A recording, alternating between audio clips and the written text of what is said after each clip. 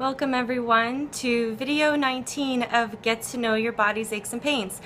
So for the people who've actually been following on YouTube or on my Facebook about all the videos that I've been doing, I've basically been explaining conditions, and these conditions are most oftenly caused by trigger points, which aka are knots in layman's terms. So I never really got into detail scientifically of what it is, so let me break it down and give you an experience of what I teach my clients when they come into the room.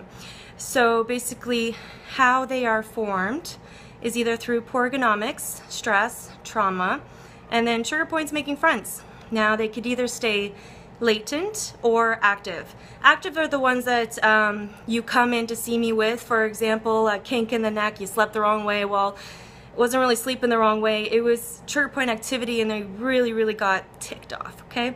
The latent ones I think are the most dangerous ones, because they just kind of stay there and they allow you to keep doing those motions that you've been doing, because pain usually stops you from doing emotions. So basically they're allowing you to still do somewhat of a motion that you're doing, but you're causing more harm, creating more trigger points, more restriction, and then they activate. So let's go scientifically and kind of see what it looks like. So basically, muscles are made up of muscle cells, muscle strands. So basically what a trigger point is muscle fibers contracted into a nodule that's the size of a pea. So they're really small. So when you guys feel like really hard bumps here, that's not one trigger point, that's a cluster of them, and they're more than likely calcified, meaning no blood flow. Now here's where I'm going to get to the next step of this educational portion. What trigger points do to the body is they block blood flow that goes into that muscle. That brings in oxygen, nutrients, and the metabolic waste and toxins that are supposed to leave the body get trapped in there. So what these trigger points are doing are causing a restriction in range of motion, blocking blood going in, and it causes fatigue. So if you ever notice, like when you're walking up the stairs or trying to do something that involves your muscles, and all of a sudden you really feel that fatigue, that weakness and pain that's going on, those are trigger points in there. You could very easily find out for sure if you have them. All you have to do is just touch your skin, touch your muscles, feel around. If you feel a tender spot there, that's more than likely a trigger point. If there's inflammation there where it feels boggy and kind of springs back, then obviously don't push into that and see a professional.